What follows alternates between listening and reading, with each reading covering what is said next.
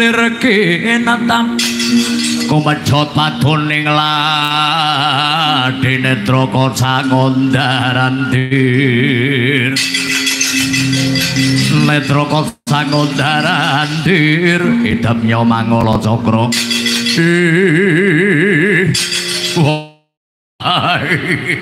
iya ora luput iki Nalendra Pule pakulitane Prabu Baladewa loko ing semu malang kerik pertondo ora nrimake nantang lawan Gusti Prabu Jarasandra dodok dodok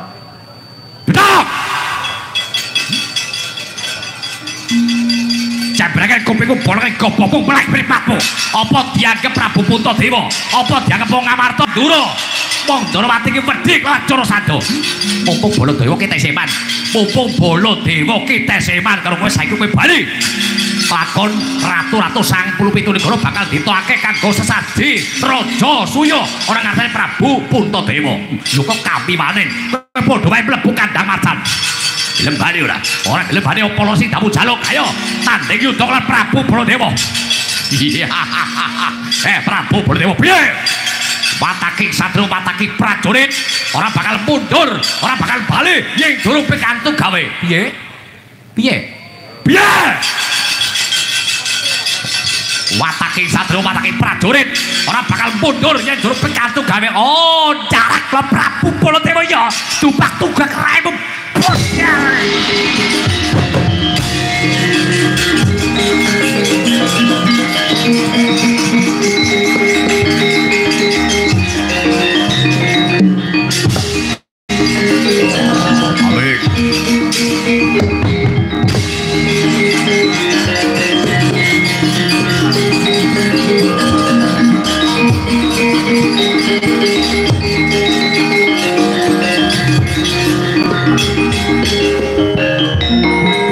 Langing driya mengong-mengong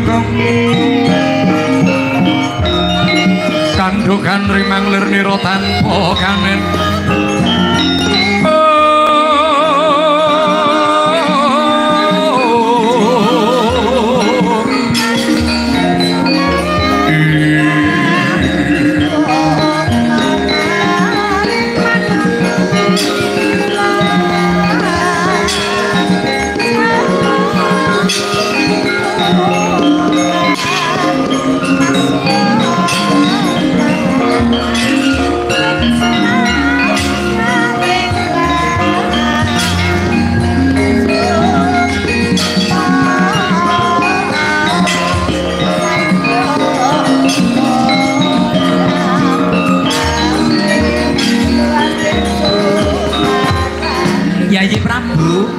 nuwuning Ki Koko Prabu lah menika Yayi